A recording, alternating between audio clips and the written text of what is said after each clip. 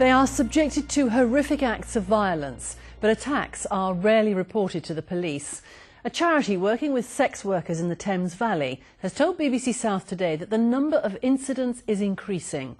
Across the country, over 1,000 attacks have been reported to charities in the last 2 years, but only 25% have been passed on to police. More than 70% of street sex workers say they've been sexually assaulted or victims of crime. Well, now a Thames Valley charity is to increase its support for victims of sexual violence, exploitation and human trafficking. It's recruiting specialist trauma advisors in Reading and Oxford, the first in the UK.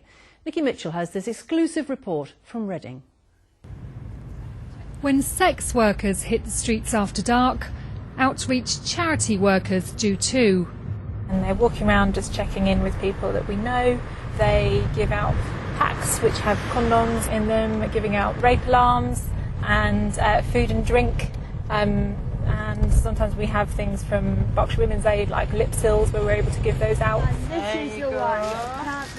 This prostitute is telling the Rahab support staff about some housing problems she needs help with.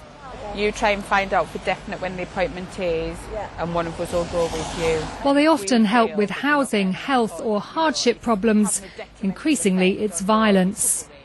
It was on the street, a drunk customer, violent, abusive. It was quite horrific, black eye, broken nose, cheekbone. That was scary. Every night's a worry, but if anything does go wrong, you've always got like Rahab to call. They're out most nights. Right, this car is always out. This one coming up here now. It's definitely been the case that it's increased in the last 18 months. Sometimes you have Joe Punter. If they don't think they're getting what they want, then they'll get violent. And other times it's organised crime or organised violence by gangs of people who go with the specific aim of hurting somebody. And people have been punched, kicked, threatened at knife point, gun point, raped, being kidnapped, held against their will. We work with them in the hope that they do contact the police and pursue the matter. Sometimes they don't, unfortunately. A lot of girls won't call the police and report it because obviously I think they feel a bit embarrassed about it. So they just shrug it off really and carry on with it. Sex workers are at risk. We couldn't find an increase in the level of violence, but that's not to say that we're blasé about it, because you know we understand the pressures and the issues on the street and the fact that we may not receive full reports on every occasion. So we'd only encourage the sex workers themselves and their advocates like Rahab to report matters to us.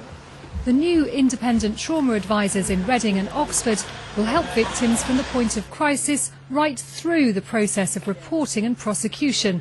It's also hoped they'll be able to highlight the plight of those working in the sex trade behind closed doors, where exploitation is much easier to hide. Nikki Mitchell, BBC South Today.